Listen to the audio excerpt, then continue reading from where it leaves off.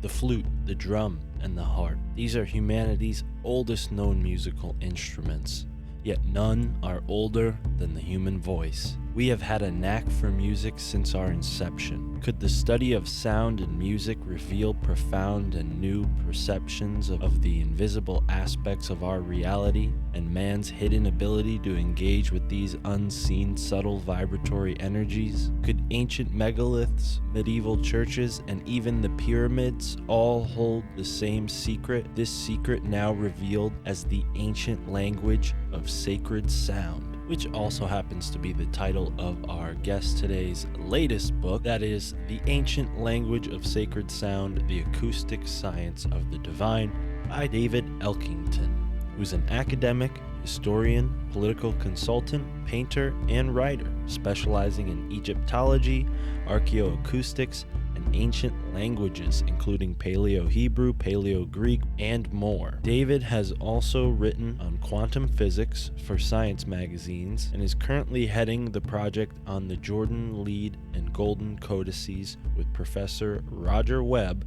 of the Ion Beam Center, University of Zurich. David has appeared on television, on shows like Ancient Mysteries, as well as lecturing at universities worldwide, including Cambridge and Oxford, among others. David believes very passionately that the sacred space was designed with specific intent in order to alter human brainwave frequencies, to broaden awareness and retain contact with Mother Earth.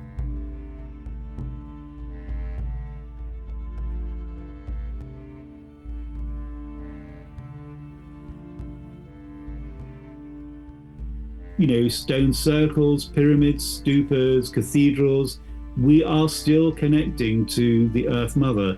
And if you look carefully around you, you will see in the symbolism very much confirmation of that.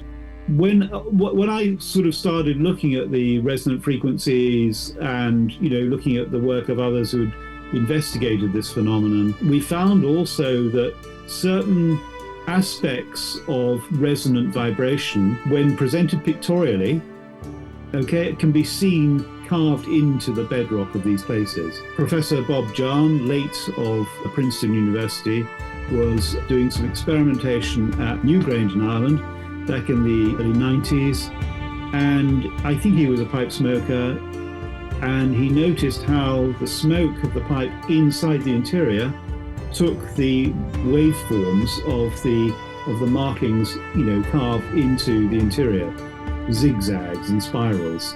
Now, I took that further in my thesis, and working with numerous people, but particularly a friend of mine called John Reed, we set up acoustic machinery that then we made the place resonate.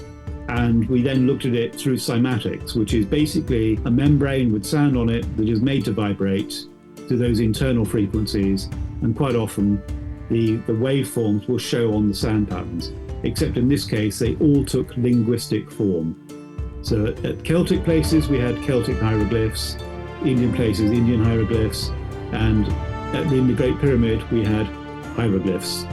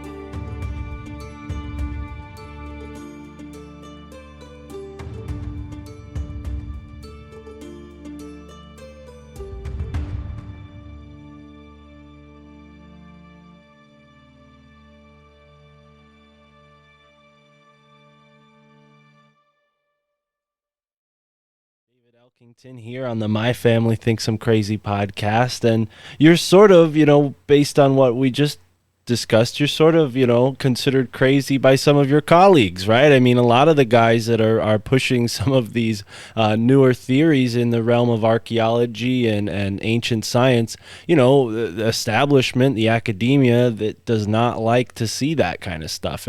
Has that been your experience? Have you received pushback with this particular subject, or has this been an agreeable field of research? Academia and agreeability do not kind of mix, I'm afraid to say. It's what we would call an oxymoron. I've had pushback, and it's been a real pleasure to have that too, because the worst thing about a new theory is that if you meet academic disinterest, then there's silence, nothing. Then you haven't made an impact. It's not really that important. But I've had a lot of pushback on all of my projects, and I'm an Anglo-Irishman. I see things backwards. I'm dyslexic. I have a way of seeing things differently, and academe doesn't like it. I mean, don't get me wrong. I'm not skeptical of academe. I mean, a lot of the work is based upon academic research that's gone beforehand. But the interesting point is that, in a sense, it kind of shows up mainstream academe for being too representative of the funding behind it, rather than actually looking at the actual, dare I say the word, truth of what these places were, what they represent, and our interaction with them. So, I mean, I'll give you a distinction. Back in or from the Age of Enlightenment onwards until beginning of the 20th century, there were two forms of science. You had pure science and you have applied science, okay? Pure science was basically investigating world phenomena just for the sheer sake of it. You had enough money, you'd inherited whatever, and you wanted to do something, you investigated, that's what you did. Applied science is more or less about doing science for profit. And we know who won out. There's really no pure science anymore. Well, I've applied pure science to this project. I wanted to kind of get to the root of why I had undergone a very profound experience inside Wells Cathedral in the mid-1980s. And I just went on this eccentric, if you want to call it, quest for an answer. Right. I dived right in, or as you Americans say, I dove right in. I plunged deeper and deeper, and it was quite something, I tell you. Fantastic. So this experience you had in this cathedral, can you tell us more about the cathedral itself, maybe the history, and was this the first time it occurred to you that this was possible, this type of feeling from a building? Yeah, well, it's interesting. To kind of undergo these experiences, I realized latterly that you kind of have to be slightly detached from the material world as we now know it, okay? So you've got to consider that Wells Cathedral is a Gothic cathedral built in around about the early 1200s. And if you think of the period, people had no internet, no telephones, no cars, little education beyond those who were fairly wealthy or members of the elite. So churches and cathedrals were built as kind of books in stone, to paraphrase St. Bernard of Clairvaux, okay? And so therefore, the overall effect upon European culture to all and sundry to walk into a three-dimensional, four-dimensional place for the first time and see stained glass windows with the light shining through them must have been absolutely extraordinary, okay? To us, it's like, oh yeah, been there, seen it, done it, so what?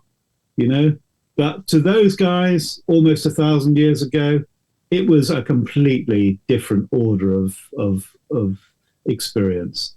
So these people have been pummeled into submission by their experience of life, which was very hard. Nasty, brutish, and short is how one person described medieval life. So my parallel experience to that was that I had been to art school. I'd fallen very head over heels in love. And then the affair came to an end when she said one day, that's it, I'm off. And I was completely devastated. And moping around in my sort of agonized state, I found myself at the end of November 1983, I think it was, in Wells Cathedral. And I went down to the nave, I looked around, and I kind of then went through a side door, and I saw these extraordinary stairs that were time-worn, kind of bent, and you could almost sort of feel the footfall of many tens of thousands of steps before you, over 800 years, having worn them down.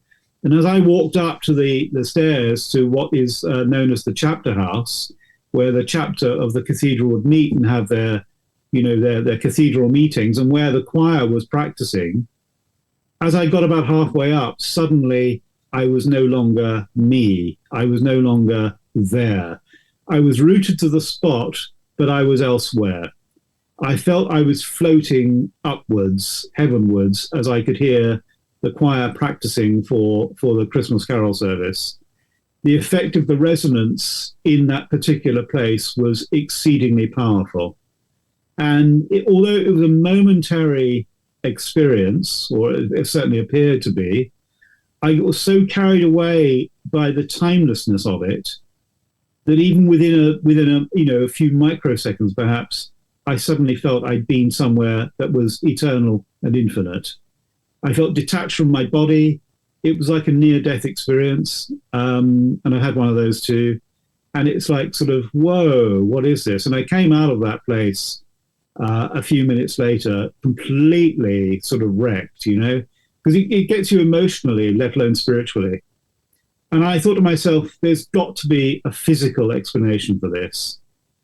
And I thought, right, finally, I've got something to do, something to distract my mind away from moping about this gorgeous woman who just said goodbye to me, Yeah, isn't that how it always happens? Thank goodness for the frivolity of young love, because I wonder what wouldn't have been innovated without it. I myself have probably a few broken relationships to blame for doing what I'm doing now. So, yeah, I can relate. I think there's many of us, actually, to be honest with you, and it's an interesting thing because, in a sense, the experience kind of expanded the whole idea of love and what it was into both the emotional, the intellectual, as well as the physical and the psychological, and that's what was so interesting about the beginning of the quest, was the overwhelming nature of this.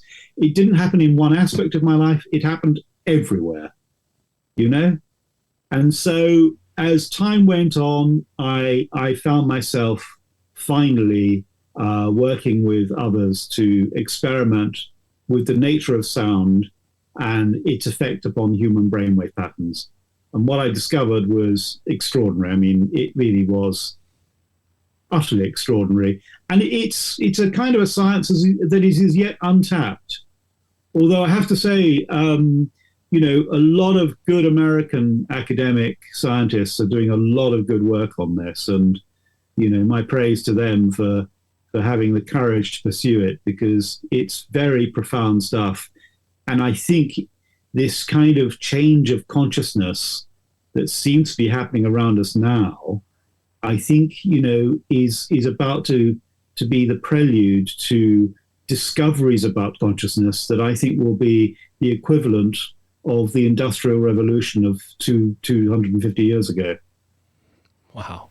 Yeah. Well, that's a great way to sum it up, and that's a great way to get started here, because I think the vibrational energy shift that so many spiritual people are talking about, it has an original source, and that original source, I think you've traced back with your book, and I should show the audience your book because it's very beautiful. The Ancient Language of Sacred Sound, the Acoustic Science of the Divine. That is what we're here to talk about.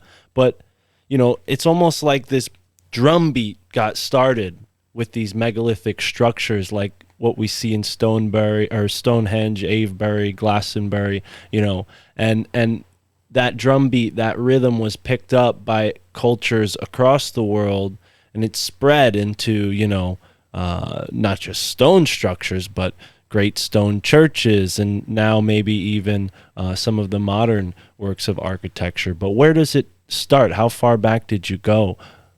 Starting is a very good question, which really can't be answered with any accuracy because we simply don't know. Right. But it happens on every continent. I mean, you've given the credit for English places there, but there, you have your own American places too. And I mean, one looks at the Cahokia Mounds, and you think, gosh, the same thing must have happened there, and then you go further down to Central America, you've got the Pyramid of the Sun and Moon in Mexico and so on and so forth, But the curious thing is that when you look at what we know from the archaeology of the period, it's fairly obvious that at the beginning of the human pathway to self-awareness or self-consciousness, that we emerged from the cave-like environment, to kind of look at the world around us,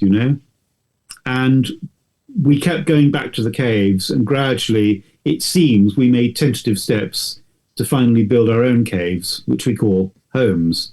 Okay?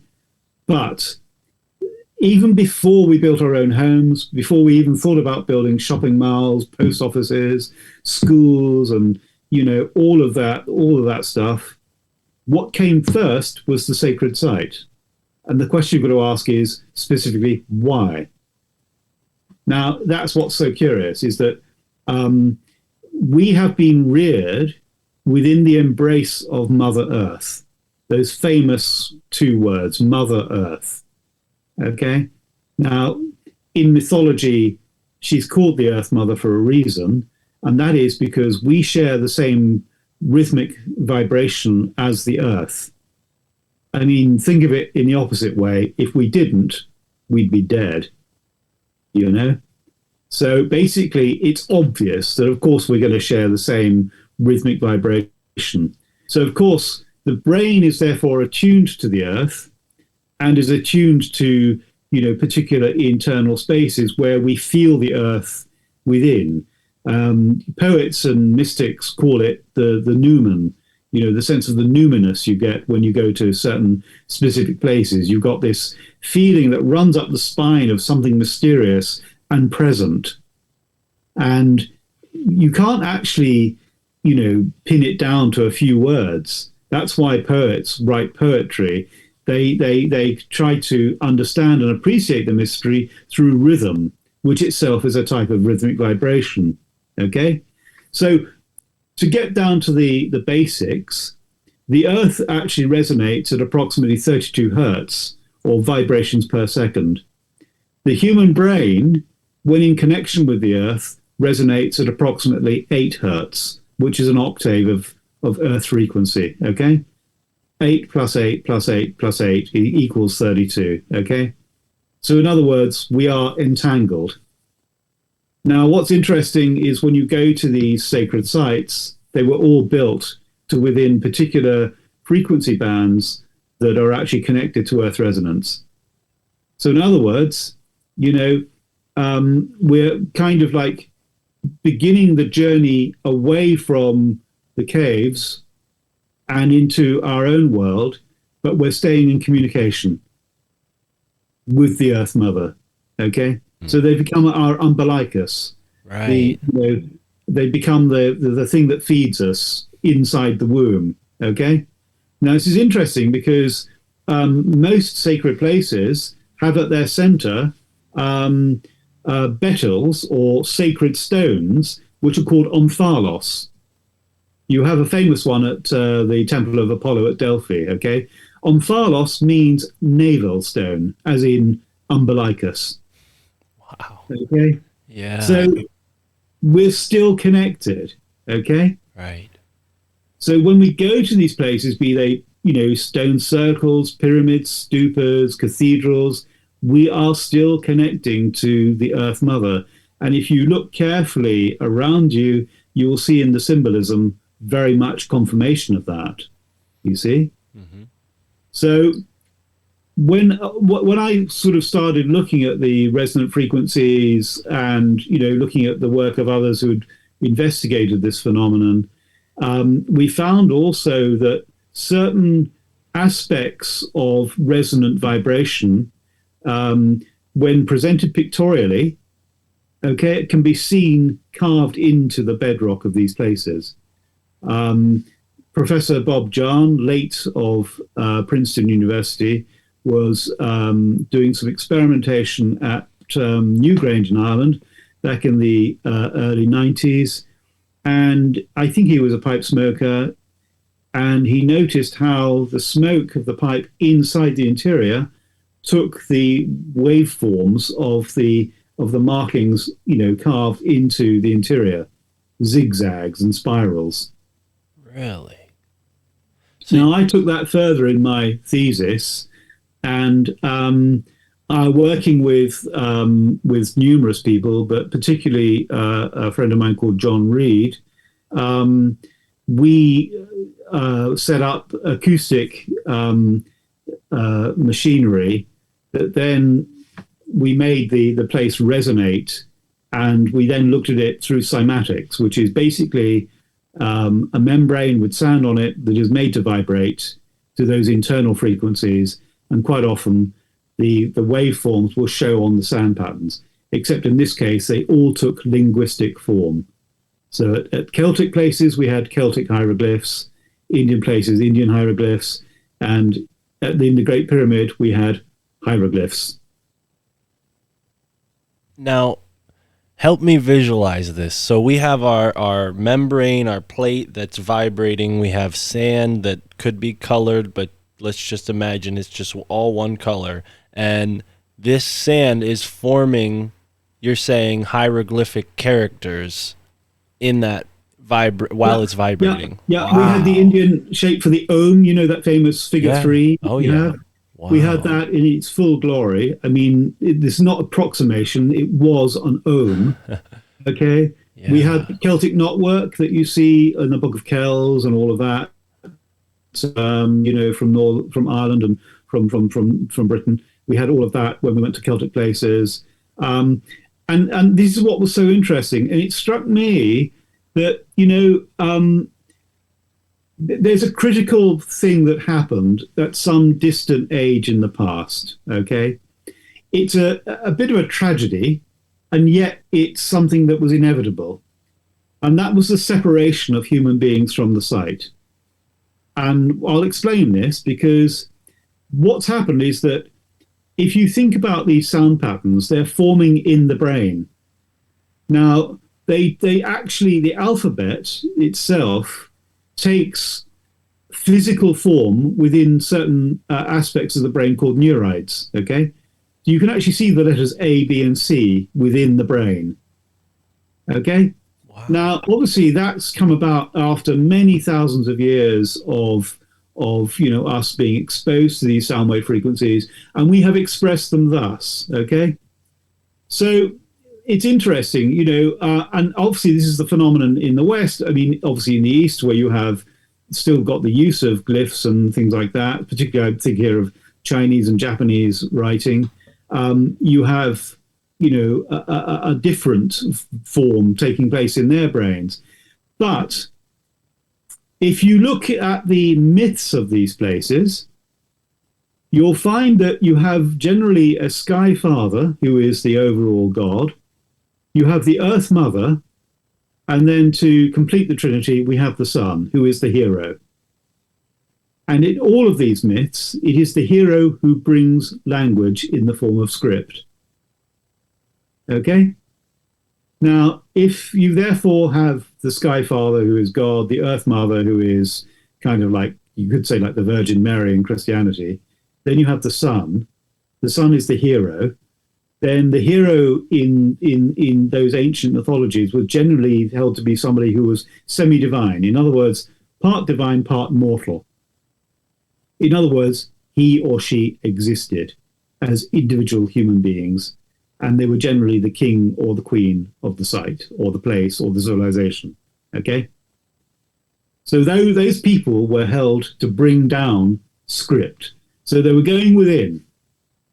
Now, what's interesting about this is that in the Babylonian Enuma Elish, You have the opening of the creation myth is something like Eli Nabu Shamanu. Okay, the word shaman, shamanu is shaman. It means he who names. Okay, when you start to name things, you understand them. It's part of the human history aspect of things. Okay, so to name something means you've got to have the language to do it. The great invention we give ourselves credit for is when we started to write this stuff down as the alphabet, okay? Named after the two first letters of the alphabet, alpha and beta in Greek, okay? So basically the hero brings script, and it therefore must have seemed dramatically miraculous to these people that they could leave a note behind and they could deliver their thoughts to somebody else who didn't have to be there. Imagine that. We're talking here about a kind of emails technology well before computers came along. Right. Right. Well, in my lifetime, I've seen that. I grew up with a house phone that we had to take off of the hook, and then by the time I was out of high school, I had a phone with a keyboard on it. Yeah, absolutely. I mean, this is it. I mean, you can describe this as far out. But the fact of the matter is, it's provable by, history, by the physicality of the human brain, etc. And I think that we do ancient societies and civilizations a huge disservice by dismissing them as being primitives. Because let's look at the meaning of the word primitive. If I say that word to you, what's the first thing that comes into your mind? Savage, brute. Right, now then, here's I want you to give me the first thought that comes to your mind when I tell you that primitive literally means, in the Latin, primitive, okay, it's a Latin word, it means firstborn. Wow. How does that change your perception? Yeah, now I'm thinking of my Catholic upbringing, the firstborn, and this sort of concept of the Immaculate Conception and all that.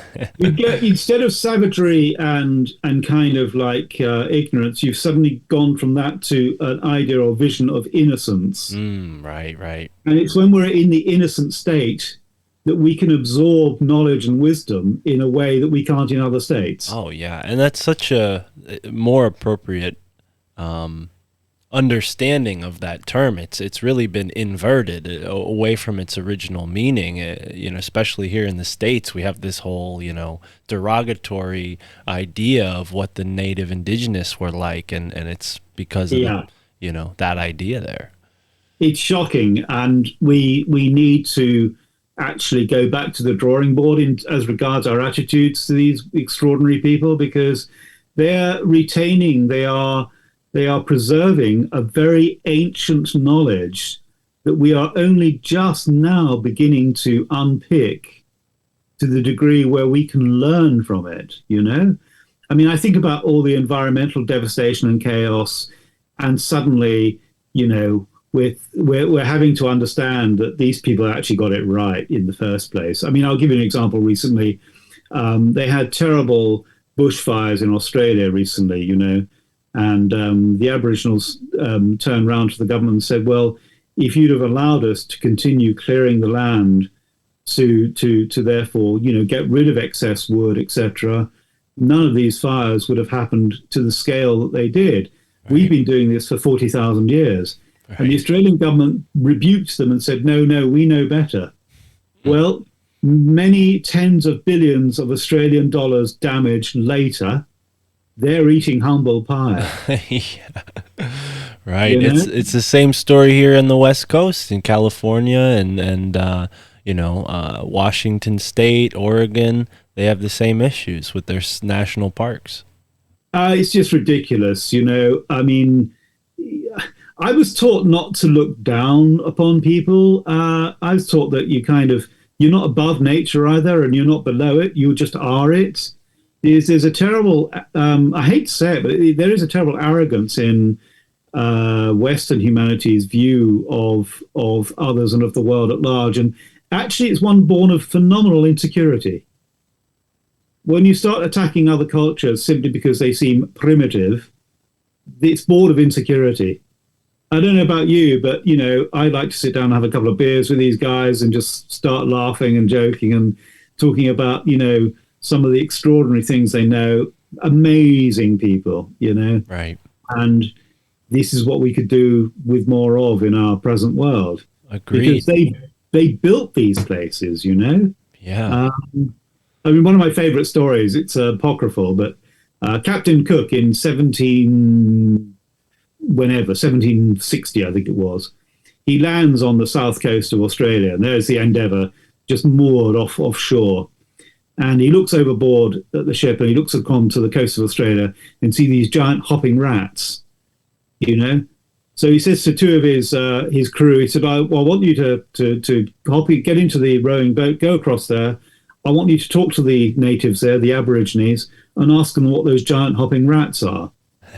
So they row aboard, and they get to the coast there, and they manage through sign language to ask the question, what are those giant hopping rats? To which the Aborigines turn around and say, kangaroo. So from that day to this, they've been called kangaroos. Do you know what kangaroo means in Aboriginal? Giant hopping rat? It means I don't know. Really? Yeah. Oh, goodness. Tara, my girlfriend's listening over there. Have you heard that? She's been to Australia before. Did you hear that story? Never heard that story? Okay. Wow. It's what's interesting is that, again, another Western habit is we use words so often, we take them for granted. But look in an English dictionary and look at the meanings of those words and where they've come from. Oh, yeah. I mean the word experience comes from the Latin expirare, which means from out of the spirit. Wow. Okay? That's just one example of many thousands. Okay? Yeah, I could give you an example. I don't know how many people would spend as much money on their home as they do if they knew what mortgage really meant. Right. Right. I mean, this is a prime example. You see, it's kind of like we've got this tool. It's a deeply ancient, archaic tool and a devastatingly powerful one too, and we little understand exactly what it is. Now, you start looking at poetry, start reciting, start to sing on the whole, and start to use your voice. I say to people when I'm giving talks occasionally, go to a mirror, open your mouth and look at the back of your throat. If you look at your throat, you'll see two arches, okay? And don't think McDonald's. Think Gothic cathedrals, okay? You've got a direct reflection of the two. And there were the cathedrals built as structures for the human voice. Wow. Okay? Yeah. If you go into a cathedral on a particular day, a solstice, an equinox, one of the saints' feast days, Christmas time, you will, if you allow yourself for it to happen, you will have your brain transformed by the experience of being hit by all of those rhythmic vibrations. They will drive down brainwave frequency to its everyday frequency of around about 18 to 31 hertz.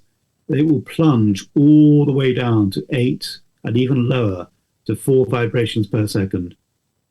And what that does, it's like dropping a little bit of oil onto a puddle of water. Suddenly you just see it expand, boom, and that's what's happening to your consciousness when you go through this experience. You're going from thinking directly about one thing in one straight line to suddenly being everywhere at once. And that's why they say, if you have a problem, you should sleep on it. Okay? Because when you go into sleep and come out of sleep, you go through an alpha pattern, which is a very low frequency of the brain. And in that frequency, your mind makes connections to other areas, both within your life and beyond, which provide you with answers. Because we are very, very good in the modern world of not making connections. Right. Now, this alpha wave brain frequency, that's it. exactly what's inspired when you enter into one of these sacred sites. Am I correct? Yeah, when you undergo the full ritual, as it's what these places were built for, that's exactly what will happen. And so, of Wow. course, that engenders so much else within you. It changes your consciousness. It makes you much more open to the world about you in a way that is very, very hidden. And that's what's so profound. It connects you in a way that you can't possibly get that treat, in modern life, unless you've got a conscious machine that you can plug yourself into to do it. But I can tell you one thing, it's better than taking drugs. Right. Yeah. Now, when it comes to our the more ancient sites, you said that there's a sort of like frequency inherent in these places, and you can actually measure the cymatics and see that there are different sounds being broadcast, so to speak. Is this like vinyl where, people have impressed this energy onto the place over time, or is it more like a music box where they built it to play this certain frequency? That's a double question that requires an equal double answer, and I'm going to do that because you've raised a very, very interesting point that's in the book. The places themselves are built to within specific waveband frequencies, definitely, and that's what happens to us collectively when we go into them. So you have to be conscious of that. Some of them have much more profound musical and resonant properties than others, simply because of the expertise of the builders. But to go to the second part of your question about, do we leave traces behind? The answer to that is very definitely yes.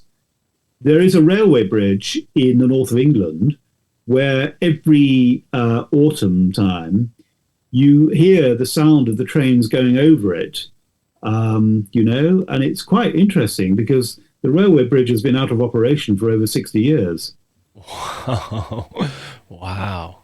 So that's the atmospheric pressure, crushing or pressurizing the quartz of which the building is made and releasing the sound. I mean, if you've got one of the old vinyl record players, you'll see a diamond or a sapphire in the needle, okay? It helps to play the record. Or if you've got a gas oven and you need to light it with a spark, you can sometimes get these, we have them over here in Europe, you have these kind of lighters where you press the button and it actually puts two pieces of quartz under pressure, and the friction between them creates a blue spark that lights your gas oven. It's the same principle with these sound vibrations. And there was another one, which I've got in the book. This one is great. I love this one. A chap called, a scientist in sort of acoustics, got called into a local business premises. It was only built about sort of 20, 30 years ago. So, it's not old and it's very modern. But the staff would go nowhere near the restaurant there where, the workers would go and have their cups of tea and God knows what else. And he said, well, why? And he said, because they're saying there's a ghost there. And he thought, oh gosh, load of nonsense. And so he went down into the canteen, as we call it, and he sat there and he was reading a newspaper. And he suddenly said he felt this terrible chilling of the spine, the tingling of the spine, and then he broke out into a cold sweat. And as he put the newspaper down slowly, there she was, right in front of him. And he said it was just one of the most terrifying experiences he ever had. Now, he's also a fencer. He had an épée with him, a sword. And he noticed he'd put this thing on the table, and he'd noticed that the épée was vibrating rhythmically slightly, okay? So it gave him an idea. And they were able to get the details of this lady because he said she was very Victorian in aspect, and they found out who she was and when she died, approximately 150 years beforehand. Okay? Now the clue... To the day? Yeah, happy birthday to you.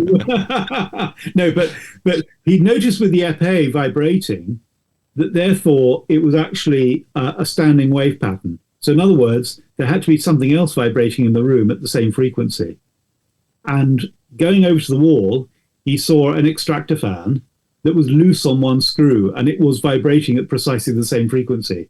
So it was creating what we call a standing waveform, which is a pressure wave, which was obviously putting the table, which was an antique, under pressure and therefore releasing its memory. Incredible. Wow. We got an So, antique chair over there, Tara. What do you say? We gotta we gotta do an experiment, see what's trapped inside of it. but again, this is what's so interesting about sound. It's we know so little about the applications for it, and yet this is the new technology. Sound lasers called Cesars are much more accurate and much more powerful than ordinary light lasers. They are very profound because, of course, light itself is also rhythmic vibration.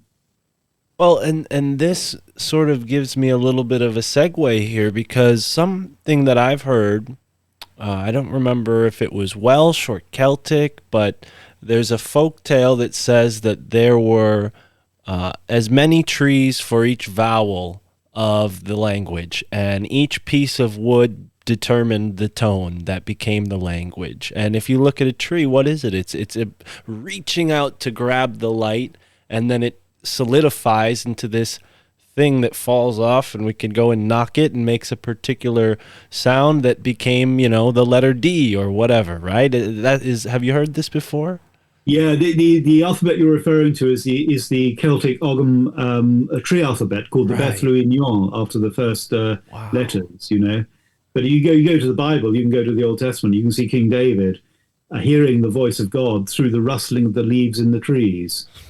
Right. It runs across the world. This whole idea because again, the word spirit has three meanings in one. It means wind, breath, air. Okay, so suddenly it widens your idea as to what the concept of God is in that sense. Right. It's a curious one that and it's fascinating. And I mean, how interesting that in the Celtic legend you have a god called Isus who was crucified on a tree. Right. So again, you've got this hero legend, and it's the hero who brings script. I mean, in John's Gospel, Jesus is called the Word, and the Word was with God. The Word was God. So again, it's all about language. It's about script. It's about the miracle of communication. So from communication we go to communion, because we go into these places, we open up to them on a resonant level, and we commune with that sense of presence that some of us call God, others of us call the divine, and other of us, we might call it consciousness, whatever. To me, God is consciousness. It's about the whole idea of us rising to a higher level than our material selves. It's Right. about reaching out to feminine wisdom. The hero is always the son of wisdom, and wisdom is always the earth. Now, the temple becomes sort of like the body of the divine feminine in this case then, right? Because we're using the Yeah. finer aspects of the earth. Does this play into this, very seemingly controversial, as far as history is concerned, the Temple of Solomon, right? It's very sought after, and many different people have fought over Yeah. it. Would this be a divine feminine? Because I've read it to be like made in the proportions of a man. Is this maybe like an inversion of the real truth of the temple? I think you'll find that the real understanding of that is that the temple is the divine feminine, most surely. In these legends, the hero is always the son of wisdom, so he is born from wisdom herself. So it's the temple of man because he has been reborn within the temple. And as I said, if you go into these places, no matter where these places are across the world, and no matter what the religion is or if there are any at all, if you go through the experience, you do kind of have a kind of rebirth experience. My experience at Wells Cathedral was one of rebirth. And I don't mean rebirth in terms of the infantile sense, but rebirth into a kind of a new awareness, you know?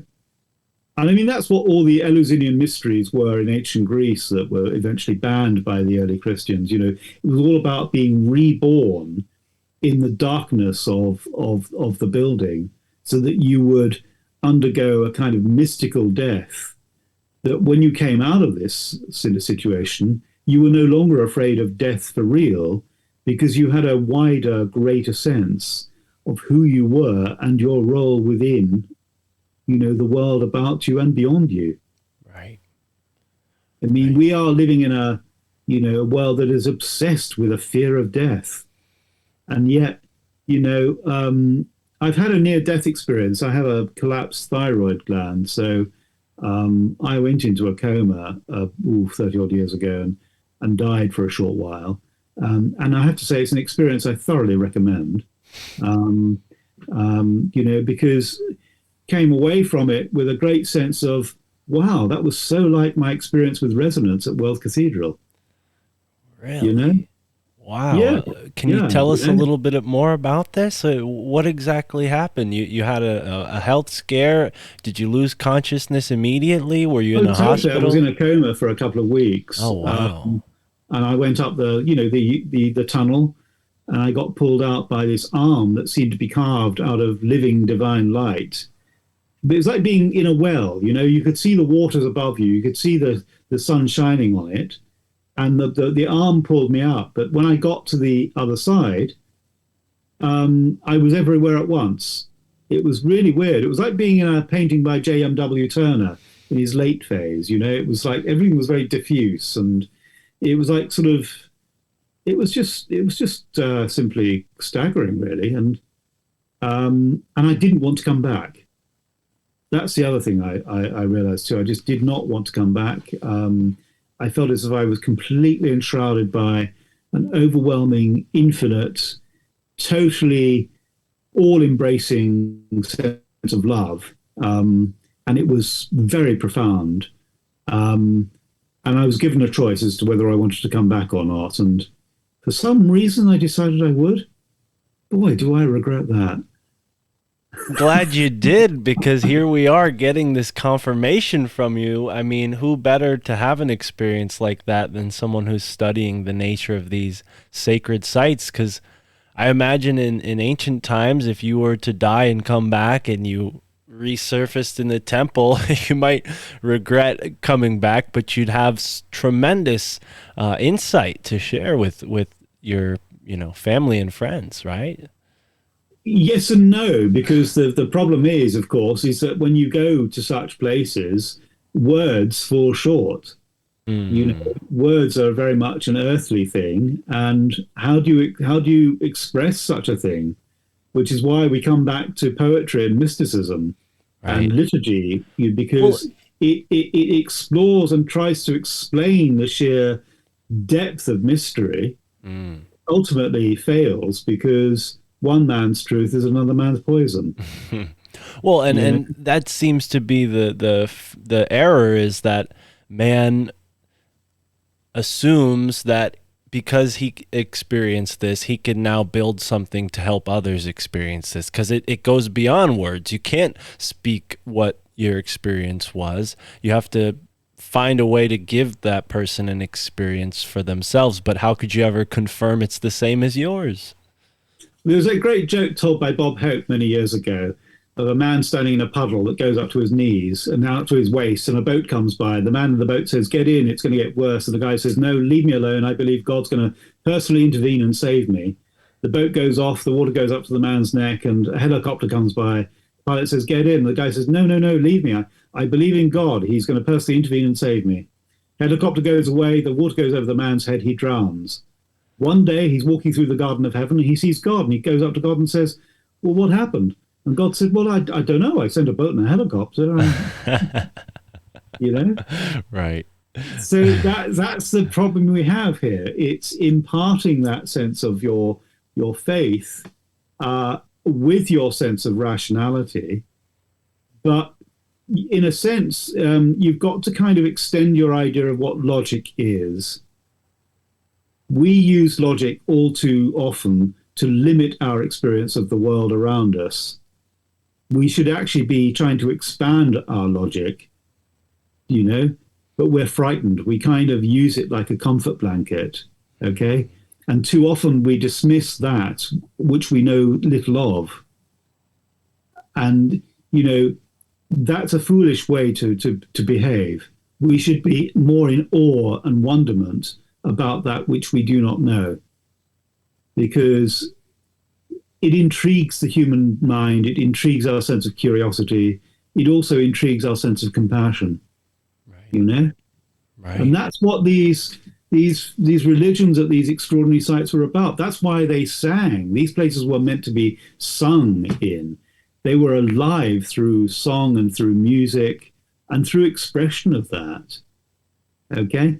So that permanently you could go in there, permanently you could be altered in your mind state, and you would come away with a sense of the mysterious and the intriguing idea of trying to explain it to somebody else. Because you could be arm in arm with your lady love in a room going through the same experience, but you would both express it in very different ways. Truly, yeah. Yeah. Now, where can we find this experience today? I mean, it seems like at least where I am, it's been sort of muted. Maybe some of the cathedrals in New York City could offer the acoustics, but I don't know if they're being, fully taken advantage of. No, I mean, it's quite depressing to, in the UK at the moment, you go into churches and quite often, because the churches have become, frankly, as organizations, have become quite ignorant of the history of their buildings and their places and the sites upon which they were built, by the way. That's also an important point, because quite often you'd have, elements of power that would rise up through the surface. Right. You'd have water flowing underneath. And of course, where water is, you would have an electrical charge from that water, because water spins, you see, and anything that spins gives off a charge. So that would have aided the power of the place. Right. Of course, tell that to a modern vicar in UK and they dismiss it as paganism. Right. And you just want to kind of groan, really, And you see them coming down from the pews, giving their lectures, wearing Bluetooths and microphones, when these places are built to the power of the human voice, for goodness sake, Oh, it's depressing, I can't tell you. But however, one thing that is strong throughout Europe, including the UK, is we still have cathedral choirs.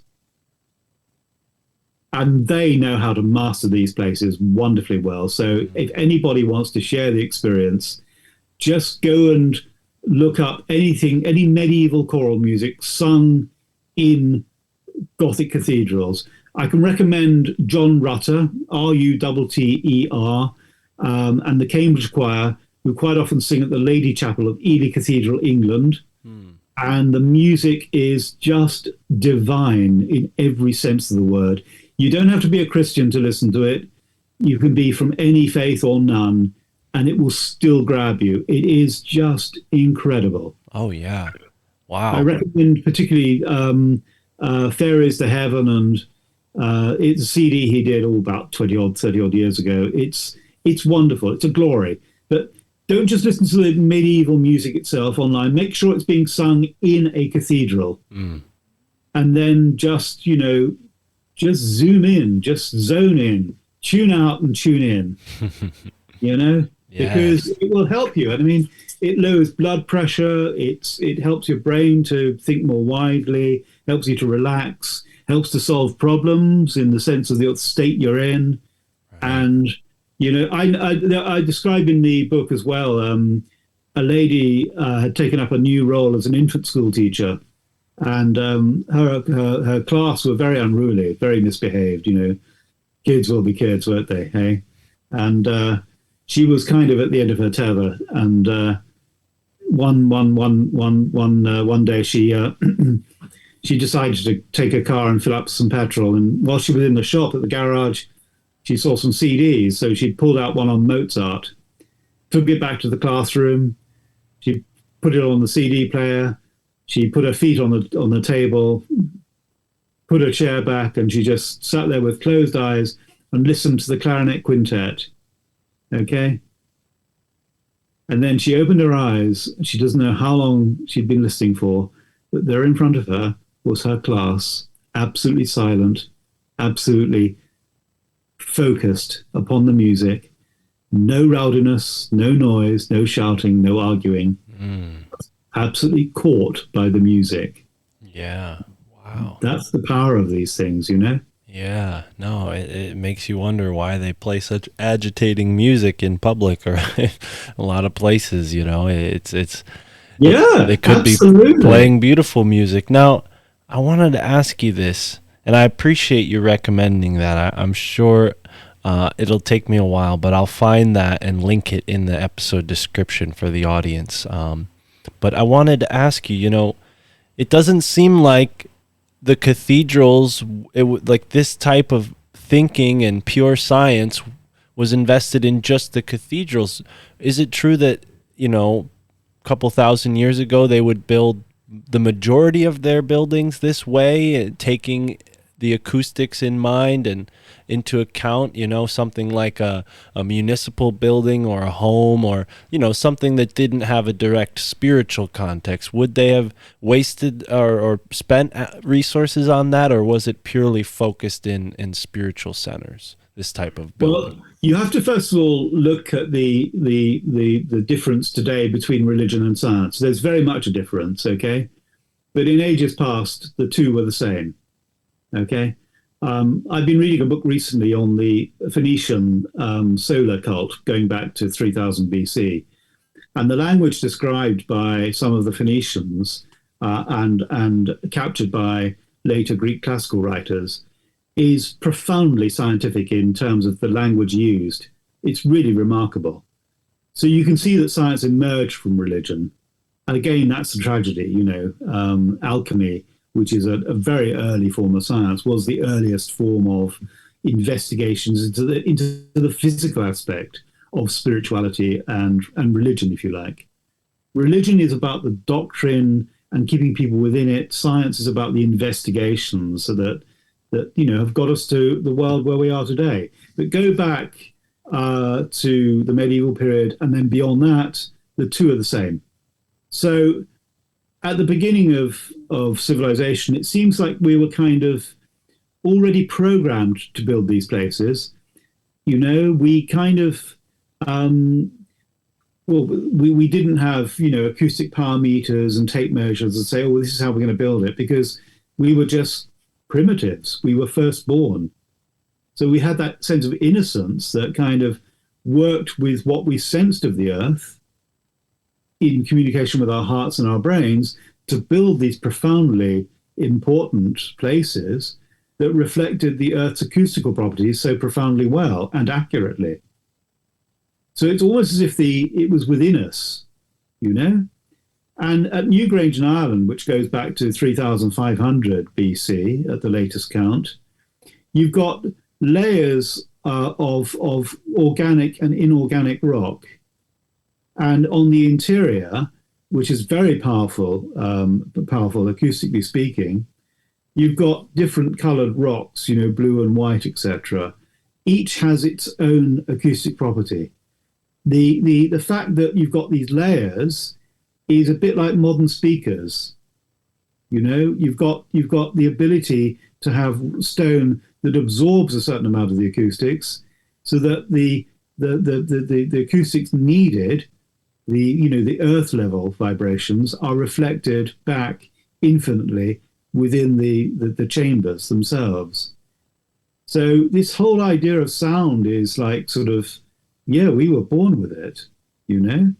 It's there in the brain anyway. The brain is a sound chamber in itself. So what we're inventing on the outside is reflected on the inside.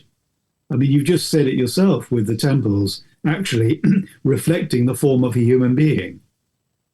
Okay? So it's not as if we've done it, as it were, objectively on purpose. We've done it subjectively without purpose.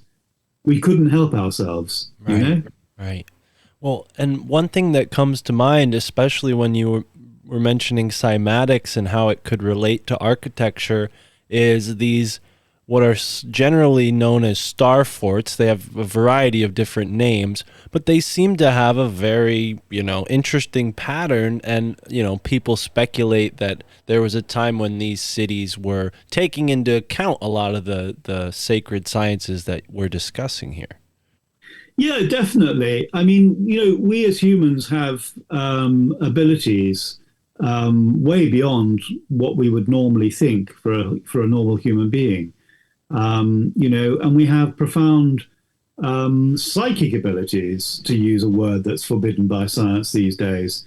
But again, it's all a part of consciousness, It's like sort of, you've got to imagine a glass of water that's half full, okay? The skin on the water, the surface of it, okay, is the dividing line between the fullness below and the emptiness above, okay? But that surface is also human consciousness, which reflects that which is within and that which is outside. Okay? So everything is a reflection of everything else. I mean, even our so-called unique ability to invent cars. Well, cars look astonishing like beetles and insects, don't they? I was reflecting on this today. I was using the subway in London, and as the train, I missed a train, and as it disappeared down the tunnel, I thought, my God, it looks like a maggot in an apple. Yeah. Yeah. It's like when students graduate from university, they wear their black robes, but they're like ants flying the nest. Mm-hmm. Right, they get wings. Yeah, we think we're unique, but actually, if you think about it and look at nature, a wider nature, we're reflecting it the whole time. Right. Wow. So in terms of building the sound technology of these places, there's your answer. Mm-hmm. Yeah, wow. Now, when it comes to the more, speculative researchers, we hear theories of, aliens building these things, and I've generally never really fallen into resonance with those theories. I tend to always thought that, humans maybe could have had some more advanced capabilities than we do now in the past. What do you say to those theories? Do you put much stock into the ideas that extraterrestrials were helping early man do some of this stuff, or do you think this is just the course of our progress as human beings? I think it's a bit of both, to be honest with you. I have to be honest with you. I think that these beings that we are obviously seeing and experiencing an awful lot of are a part of Earth consciousness. I believe that profoundly that our consciousness is far deeper than we have actually come to realize. And I believe profoundly that these beings that today we call aliens, 1,000 years ago we called angels. Now it's interesting because I think that the word alien is actually because I'm dyslexic, I can see this, okay? So you're going to love this. The 16th letter of the Hebrew, Phoenician, and ancient Egyptian alphabets is the letter O. And it's representative of the pineal gland, which is between your eyes, going back an inch back into your brain. The pineal gland, if you actually stimulate it, is the one that gives you your sense of hallucinations and really heightens your senses. It's the one that gives you the surreal experiences of life. Okay, it's the one that can be stimulated by certain mild drugs like marijuana and things like that. Okay, so it kind of progresses your psychic ability. Okay, but the name of the letter O, the 16th letter of the Hebrew, Phoenician, and Egyptian alphabets was L-I-N. It's an inversion of alien. So in other words, aliens come from within. Right. Wow. Yeah. Okay. So what you're looking at again is subjective, and we've given it that name. But we're too busy looking out there. We should be looking inside. Right. Okay. Right. And, I think that these beings, let's call them that, have got a very important message for us, which we should listen to. And, I profoundly believe that we should be more compassionate towards other forms of life. And we should stop being so egotistical about ourselves, because other forms of life also have their role to play, and they've got a lot to offer us, Agreed. Anybody who's ever kept animals will know what I mean, Yeah. Agreed. And I might have misspoke there, but I wasn't suggesting that aliens didn't exist or such.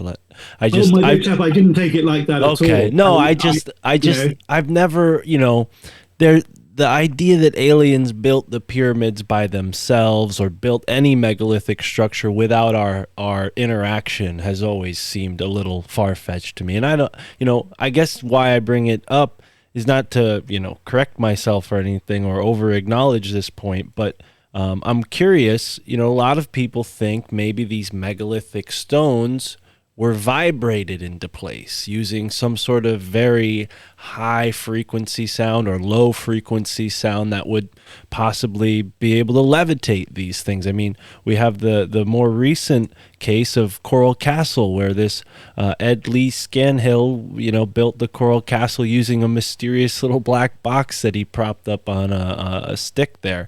So I guess my question is, do you think acoustics or vibration could have been used to build these large structures that we see around the ancient world? Yeah, I do. But again, I have a different take on it, because I think that it was the human beings themselves who were actually affected by this that allowed them to use those properties to move these things. I mean, I'll give you an example. There have been many car accidents in the world, unfortunately, but in one I know of, and I know a couple of dozen cases of this. Easy, a car fell. It sort of rolled into a ditch, but the lady had her two young children in the back seat. Okay, in her moment of desperation and panic, she was in the middle of nowhere. She literally lifted that car enough, just over a ton in weight, okay, to get access to the door to get her children out. Wow. Now, that's just one example among many, okay, about what you can do when you release endorphins that can really suddenly change your whole physicality, okay? Yeah. So change the person, you can change the site. Right. It's we're not thinking of ourselves in the equation. As humans, we're trying to logically, what device did they use? What energy force did they use? What if we were the force? What if we were the device? Yeah. Wow. I mean, there's a party trick, isn't there, where you get people to, somebody's sat down on a chair, and you put everybody's asked to put their fingers under the armpits, and then between the crux of their knees, and attempt to lift the guy. And of course, it's impossible, okay? But then everybody then has to place their hands equally in a pile above his head without touching, and try and push down, okay? Then immediately you put your fingers back to where they were, and you can lift the guy up, no problem at all. And I'm amazed that scientists haven't actually looked at that much more deeply in terms of, what is the mystery here? How is it that you can lift that guy up?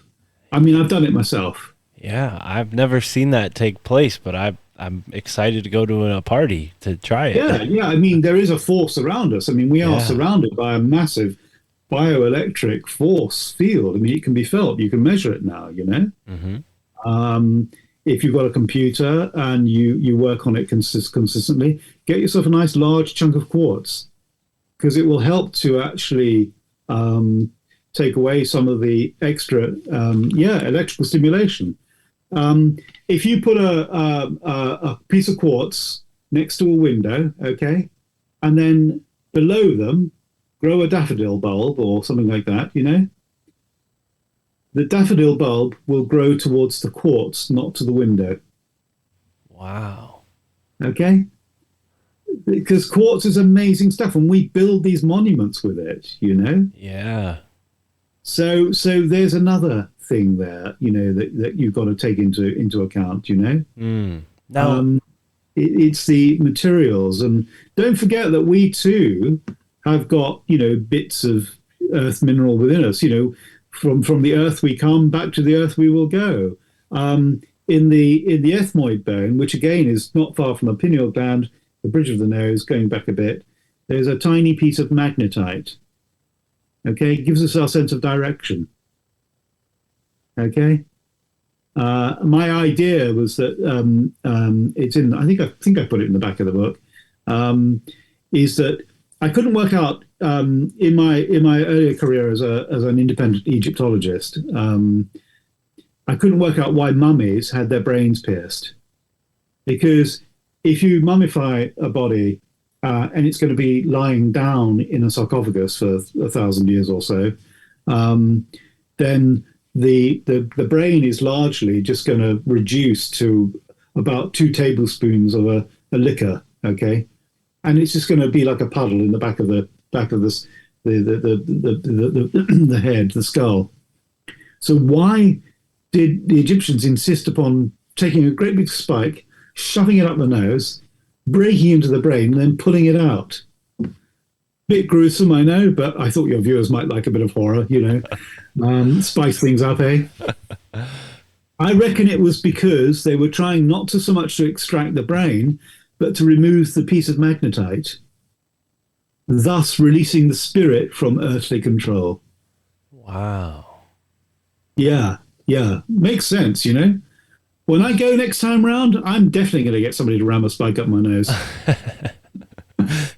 Because this magnetite would be like a little, you know, just it would have a magnetic relationship between you and the earth that, you know, you sever that and you're free.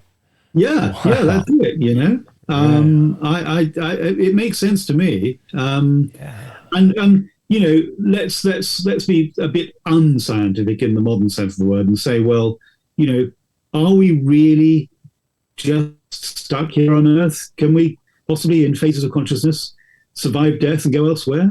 You know, I mean, we really should be humble enough to say that we really don't know, but we're having a great fun trying to find out. Yeah, I would say we're pretty happy with thinking that it's possible, you know, whether or not science will be happy with that, I don't really mind. But you know, I think science is going to go through enormous change in the next 10, 20 years or so. And I think with the new science of consciousness, I think we're going to learn a huge amount. And I think that actually we're going to really, really rock and roll. You know, I think we're going to move away from the old archetypes of just machinery, and, you know, the whole artificial intelligence thing. I mean, I don't know why they're building artificial intelligence when all you've got to do is look in the British Houses of Parliament and Congress in these states, and there's plenty of it there, isn't there, you know? yeah. But joking apart, you know, the whole idea that we're trying to build something that's intelligent when we ourselves are so lacking in emotional intelligence, kind of like, I don't know, I just find the whole thing a bit horrifying, really, you know? Yeah. I can't help thinking of Arnold Schwarzenegger when we discuss these things, you know? Yeah, no, I'm right there with you. I think most of the audience is, and that's why I've seen a resurgence of people wanting to get back out into nature, get back out into communion with these forces. And, you know, there are some really interesting megalithic sites that are unrecognized over here in New England that I'm curious, you know, maybe you have some thoughts about. I was just talking to my grandfather the other day, and coincidentally enough, his sister-in-law owns a piece of property where this stone chamber was built by either colonists or Native Americans. And There are a few of these stone chambers around New England. There's hundreds of them, but some of them are aligned to certain days of the year, the equinox, of course, so that there's a little port where the sun comes through. And it's really interesting to think that the early colonists, their first instinct wasn't to blame the Native Americans for building these. They gave the credit to the Druids. Because my grandfather, who isn't exactly a history buff, he sort of scratched his head and said to me, yeah, Mark, somebody named the Druids put that together. I don't know if that's some Native American group or not. I'm like, Papa, the Druids are from the British Isles. They're from ancient times. What are you talking about? So I guess my question to you is, do you think that's possible that these people could have came across the ocean and built similar sites over here in the United States? Yes, I've no objection to it personally, and I think there's plenty of evidence for it. Right. We know that Columbus did not discover America. He merely rediscovered what had already been known of for hundreds, if not thousands of years before him. Right. We know an Irish saint called St. Brendan, who in around about the 700s made it to America. The Mandaean tribe of Native Americans still speak his language. They still have Welsh words in their language, So that's just one of many examples. But by the same token, I think that there's also a natural inclination to build these things wherever you are. I think people are listening to Earth resonance and just building them because it seems to make sense to them. It seems to be a natural human achievement, accomplishment, right. Urge, Well, and before, when you mentioned the umbilical or the Omphalos, that, the umbilical nature of these stones, it reminded me of what we see a lot around here, which are stone cairns. And these big, tall piles of stone. And I guess the lore is that as a, native was walking by, he'd toss a stone onto the pile and, years go by and pretty soon you got a big tower in the middle of the forest. Well, these things occur all over the planet because, of course, they're rudimentary pyramids. In Ireland, you've got the same cairns as well, and they're very sacred places and often to be found on the top of sacred mountains, because pyramids are more or less sort of, man-made mountains, as it were. Right. And again, that same thing, that same pattern worldwide of pyramids. If I say pyramids, we think of Egypt and central Mexico. But there are pyramids on the Canary Islands. There are pyramids in China. There are pyramids, in Africa.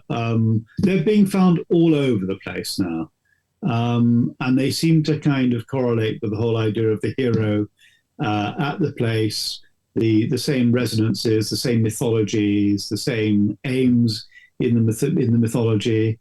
It's like, there's a message here, and we're kind of responding to it. Do you know what the word myth means? Please tell us. No, I don't. Okay, in Greek, myth is spelt with an extra 3 letters, E-I-N, so it's mythine, okay? And it means literally that which is spoken. Okay? Yeah.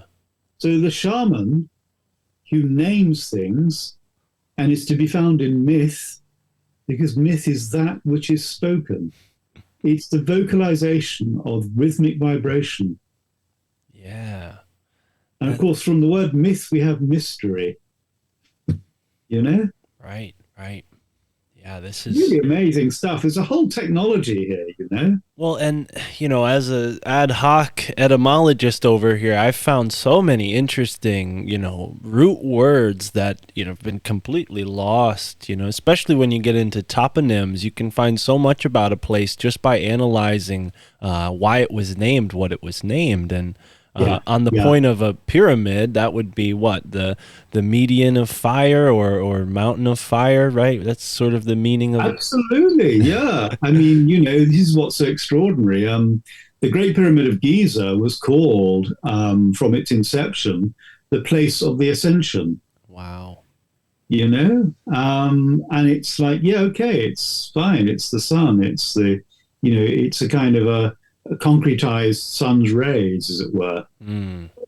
You go into the pyramid and my goodness me, what an astonishing place. It's the only pyramid in Egypt where the the internal chambers are above ground. Okay, and one thing I discovered early on, if you look at the Egyptian Book of the Dead, which speaks of the pyramid, of its building and its purpose, prayer number, I think 632, talks about looking at the pyramid towards the east as the sun rises. So I took a clear view model of the pyramid and turned it to the east. And all of the chambers suddenly come together to give you the mummified outline of Osiris. Wow. It's really remarkable.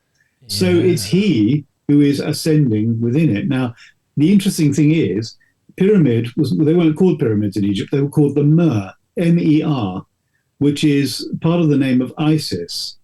Isis' name is actually a Greek translation, okay, of her original name of Ast, which was also known as Mer or Mary, meaning the beloved. Oh. So she's giving birth to the divine child. Yeah. Okay. This is really extraordinary stuff. Yeah. And what city do you find the pyramid in? The Egyptian capital, Cairo. Cairo, thank you. I was going to say every city but that, Cairo. Okay, right, okay.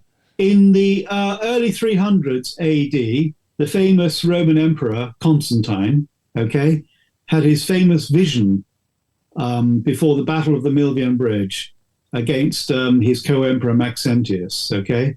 And he went on to win the battle and therefore to then issue the Edict of Toleration, which meant that the Roman Empire became Christian, okay? The sign that Constantine saw was the sign apparently of Christianity, although some dispute this. It was called the Chi Rho. Wow. What? How many more correlations can we get? Yeah, I mean, geez, this is astounding stuff. I don't quite know how to follow up. If this was a tennis match, it'd be over. You'd be the victor. But, you know, the pyramids, I was going to try to bring this point up. When you take a pendulum over, let's say, just a model pyramid, you see some really strange things, you know. For the most part, you know, a pendulum will swing clockwise, and you put it over a pyramid and it starts to rapidly spin counterclockwise very fast. Does this have a sort of energetic or acoustic quality that's causing this? What have you looked into this? I have looked into it a bit. I must admit, it's always off the scale. It's really weird. I must admit, I can't explain it any more than that. You know, pyramids themselves, of course, are one of the Platonic solids, and often you'll see, you know, crystals in the shape of pyramids in that way. So there are obviously extraordinary properties here that, again, need to be investigated properly by science and open-mindedly by science as well, you know, because it is astonishing. I mean, I heard a lecture on the theory of the Big Bang some years ago. And it's by a very eminent scientist. I can't tell you his name. It's gone out of my head for the moment. But he estimated that, I think it was 1 to the power of minus 30 seconds after the Big Bang, the universe was pyramidal in shape. It was a tetrahedron. You know? Yeah, this is... Now, you know, you're talking here about crystalline solids. You're talking about the birth of crystals, literally. Everything is crystalline in terms of mass. There's got to be something there. The blood flow, you know, people think, oh, your blood just flows along the veins. But we don't look at it and think of it on a microscopic scale. When you're looking at blood, you're literally looking at a river of water, little rivulets that are spinning and giving off a charge. And blood in crystalline form is pyramidal. Really? Okay. Yeah. So yeah, there's definitely something to it for sure. This urge to construct pyramids is definitely something that reflects nature and reflects a very, very much greater mystery. Definitely. Yeah, and it's astounding how you're able to just point out the fractal holographic. I mean, it's easy once you get the hang of it, I'm sure, but you clearly have been studying this stuff for a long time, David, because you're full of examples. I love it. Well, I'm just really interested, I'm Yeah, just really, really curious. I want to know. right, And I don't care where I have to go. I just want to make sure that I can trust what I find out. right. So I say to your listeners, don't take everything on spec. Find out for yourself and find out from as many sources as you can. Well, and that You know? being said, I think you're a tremendous source of information, but are there any things that you've come across that you're still scratching your head over? Any mysteries that faced that you're still working on?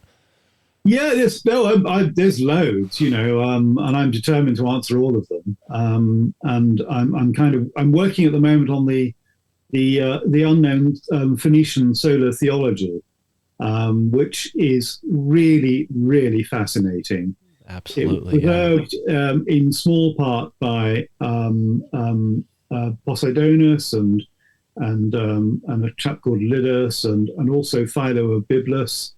Um, there's fragments there that the Phoenicians were an extraordinary race of people, who we now know most likely reached the Americas as well. They were such expert seafarers. Yeah. But they're, I can't call it a religion. It kind of, um, in a sense, it's to insult them by calling what they believed in a religion, because what's interesting is that it's so scientific. The only way I can explain it is that it's like a scientific language. They believed that the sun was a noetic light. Now, noetic means kind of knowing. When Ed Mitchell came back from the moon, he set up the Institute for Noetic Sciences. Okay? We think it's a modern word, but it's actually a very ancient word and one used by the Phoenicians of all. Really extraordinary stuff. Now, the Greeks give the credit largely of the discovery of the atom to a figure called Democritus, okay, who lived around about 400 BC, okay? But Poseidonus turns around and says in a later work that Democritus had it from a Phoenician called Moschos. And the difference between the two is that Democritus said the atom was not indivisible. Moschos, who lived probably 1,000 to 1,200 BC, said it was divisible. And who was right? How amazing is that? Yeah. 3,000 years ago. And we think we're modern. Right, right. And again, that holographic nature of the universe, you can split something in half and it contains a quarter size or a half size of the whole, and keep splitting it, and it'll resemble the whole even still. But well, that's what I think you're going back to our ghostly lady, the recording that was held in the table, I think was holographic. Right. So I have this idea that if we were able to utilize that technology to put more things under pressure to elicit the memory, then you've got history in 3 dimensions and 4 dimensions even. It's like stepping into a time machine of learning. Yeah, absolutely. I mean, the possibilities are huge. Yeah. Now, when it comes to certain hieroglyphics, we've seen people interpret them in a number of different ways. One that really stands out to me is they point at one that sort of looks like an electricity line with like a bulb shape, and they say, look, see, the Egyptians had electricity. Have you found any examples of hieroglyphs that point to, corroborate your research showing that these buildings had an acoustic resonance that they were aware of? Sir William Siemens went to the top of the Great Pyramid in the mid to late 1800s, and he noticed a certain property that was present at the top of it. So he took a bottle with him, an empty bottle, and wrapped it with a piece of damp paper, okay, lifted it above his head, and it turned into a light bulb, okay? Because the static electricity from the pyramid, your last question, with the dowsing, is immense, you know. So electricity. Now it's interesting because the word El is the Phoenician word for God. So electric is a Phoenician word. Okay. The Greeks have a famous lady, everybody knows the name Electra. Okay, it's the same thing. They would have sometimes pieces of amber they would collect, and they called it electrum because it held a static charge. You could rub two pieces of quartz together and light shines. So electricity is not a phenomenon that's modern. Our use of it, in the way we use it, is modern, definitely. But in terms of whether they used it in terms of having power sockets and all of that, I doubt very much they used it in that sense. But however, I might be proved wrong. I suspect they knew how to bring about a small current charge, because we know that with the Baghdad battery, for instance, which dates back, I think, to about 800 to 1000 BC, we know that they were using lemon juice, which has a 10-volt charge, to actually gild certain artifacts with gold or silver. You see, my own family are silversmiths and goldsmiths over here in the UK. We've been famous for that for the past couple of 100 years or so. Elkington silver is very famous worldwide, and the discovery of electroplating came via Sir Henry Austin Layard, who discovered the Baghdad battery with its 10-volt charge from citric acid. You see? Right. So again, you use the word electricity, the etymology is Phoenician, the word El. And of course, El is the oldest name for God in the Bible. Right. Now, even the word phonetics, which is what we're talking about here, that comes from Phoenician, right? I mean, again, you've got a link there, definitely. Phonetics coming from the Greek phonos, meaning literally sound. Okay. Wow. So again, it's in words. Words are our archaeology. Yeah. And how much of this have you seen across cultures? Because obviously we know that ma and pa are universal sounds across many different languages. Infants just naturally make these noises in reference to their mother and father. But does it go further than that? Have you seen any examples of, like, let's say, for instance, the word sound being replicated across different languages with a similar sound? We definitely have words running throughout the whole of civilizations wherever they are. But the most profound example is in the legend of the hero. Okay, the hero basically has the same story: born of a virgin and of a mysterious father god. Okay, performs miracles and wonders as a child, and then goes on to become a healer, and then is subjected then to a trial and crucified and rises from death on the third day. Okay, most famous example of this, of course, is Jesus, who we call Jesus Christ.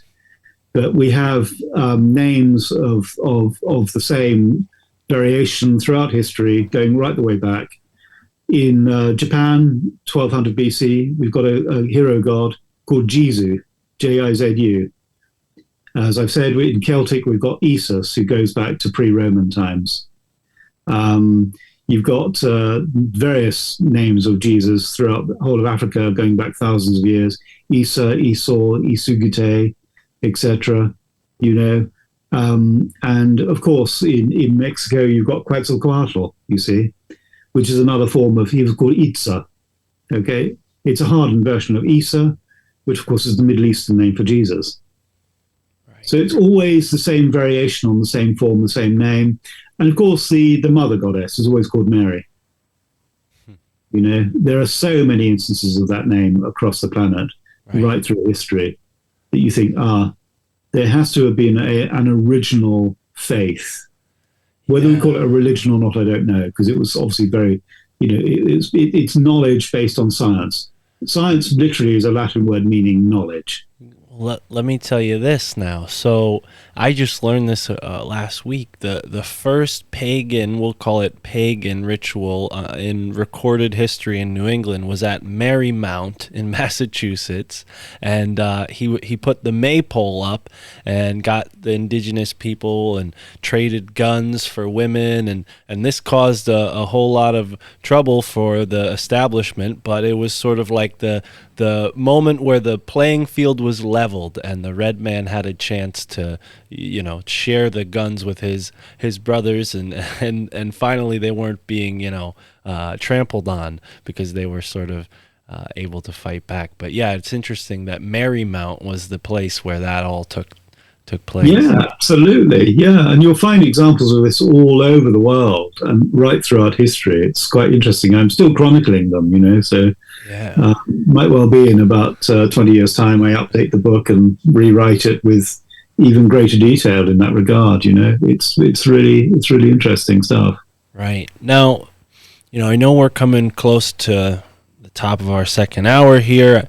I don't want to take up too much of your time, sir, but if there were maybe a few things that were in the book that maybe we haven't touched on yet, something that you couldn't let the audience, leave without hearing, is there something we haven't touched on yet from your book that we can get into here? Because like I said, unfortunately, the timing was such that I only received this morning, so I was only able to skim through. But you have so many images, and a lot of really great stuff in here. It's a fairly intense work. I've thrown a lot of information into it, so there is a lot. I wanted to kind of really underscore and underline every single point in it, but I think we've covered largely most of what's in it in a general sense, Wonderful. But I think that when people read the book, they should also listen to some really good, music when they're, looking at it, because the music will help to put them in the right frame of brainwave rhythm to kind of help to soak up more of the information and therefore make it less of an intense experience. Right. Well, and on that point, I've heard some people like, what's his name? Mark Devlin, who's done some research on the difference of hertz in modern music and how they've sort of shifted it to 440 hertz as opposed to 432.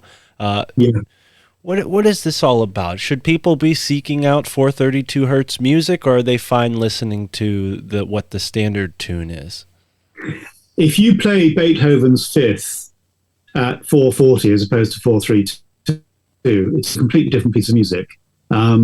It's almost, to my mind, sometimes I listen to a lot of classical music, and sometimes you kind of get the sense that the conductor just wants it to be over and done with pretty quickly. It's like sort of, let's get this done, so they're playing in the Hall of the Mountain King, and whereas it should be sort of 2.5 minutes long, he's over in about 50 seconds, It's like, hey, let's get the hell out of here, And you kind of think it's really annoying because that's not what the original composer wanted. And furthermore, I think the speeding up of music, which is more or less, modern popular music is very fast by comparison. So it's kind of like classical music's being forced to catch up. But classical music's all about a state of mind. You want to relax. You want to kind of slow down. You don't want to be sped up, It's just... I think there's a great deal in the argument here for the slowing down of classical music, Yeah. And it is interesting to think about how condensed and fast-paced our music is. I mean, in comparison to classical music, 10 to 20 to 30 minutes, nowadays on the radio, it's 2 minutes a song, ad break, another 2 minutes a song. You don't even hear the whole song if you're listening on the radio.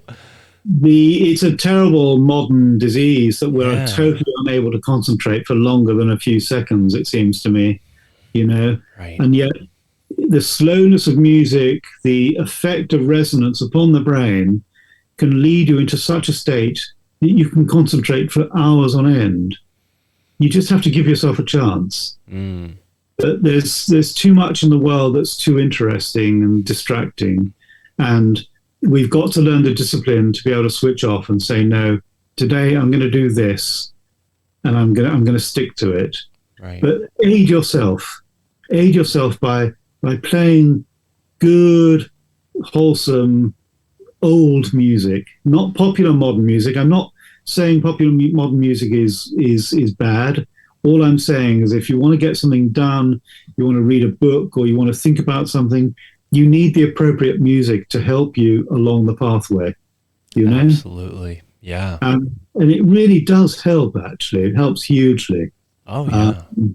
You know, and if you find dissonance at home, in your home environment, your kids are playing up and everybody's at edge with each other, just put some Mozart on and watch the difference, you know?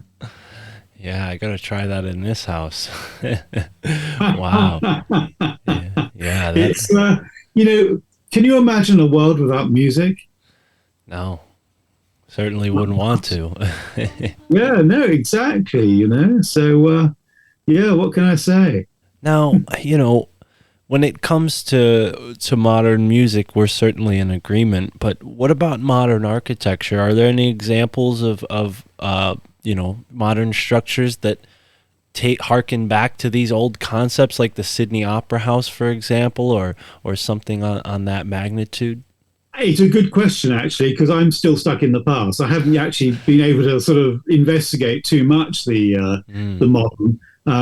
I find the modern sometimes to be quite distracting in that sense. But I mean, thanks to the work of the late architect Keith Critchlow, who wrote a series of wonderful books, the best one of which was Time Stands Still, which came out about 30, 40 years ago.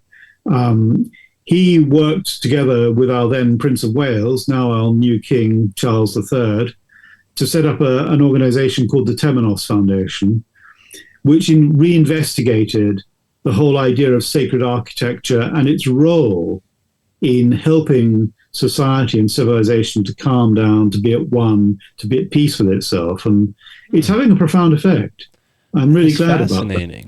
Do you think that the new king has an interest in this? Maybe. Oh, massively so. Massively so. Yeah. Wow. No, he's a deeply cultured, educated man who's been interested in this for many, many years.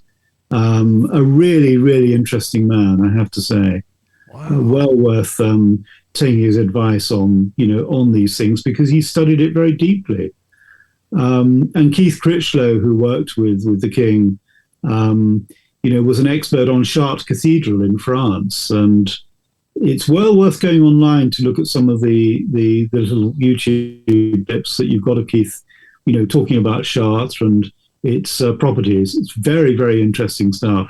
Yeah, no, I have a few books on that specific cathedral, and it's fascinating. I want to maybe do a whole episode on that eventually, but wow, Mr. Elkington, this has been really, truly an honor speaking with you. You know, on the point of modern distractions, I'm usually fiddling with things over here to keep focused, and this conversation just went by like a breeze. You really know what you're talking about, and I hope the audience goes out and picks up your book, because I know they're sure to find so much more than what we've touched on here in this show. But any final thoughts for our modern audience? I mean, who knows how long this show will be around? It could be, you know, 200 years in the future that someone listens to this. But for us here in the year 2022, any words of advice for people listening, maybe people who are interested in connecting with their primitive roots? Yeah, I think that the best thing is when you go to the sacred site, and I'm not a hippie, but take your shoes and socks off, get in touch with the ground, and just look around you, breathe deeply, get into the whole thing. You might be skeptical, you don't have to be a believer, and certainly not religious, but just kind of soak it all up. Allow your body to absorb everything around you. Become at one with your environment, and then you'll be amazed at the effect it will have upon you. And furthermore, if you can't sing, I've got a voice, it's so bad that birds would drop dead out of the sky if I began to sing. So instead, just keep laughing. Oh, Humor is where two opposites meet, and in the overlap is the realization. right. Okay? So just keep laughing. Right, right, and you do have your black belt in the Irish martial art of humor. I've gotten to know Absolutely. that. Oh, thank you so much for joining me here, and I do hope to have you back on. A little tease for the audience: Mr. Elkington is working on some really smashing stuff over there, and I don't know if we could take the lid off it just yet, but maybe next year or the year after, we'll have him on to discuss it, because it is going to be smashing when the world finds out about what we discussed before we started recording. But wow, thank you so much for being here, and for everyone tuning in, immerse yourself in the moment wherever you are in the now.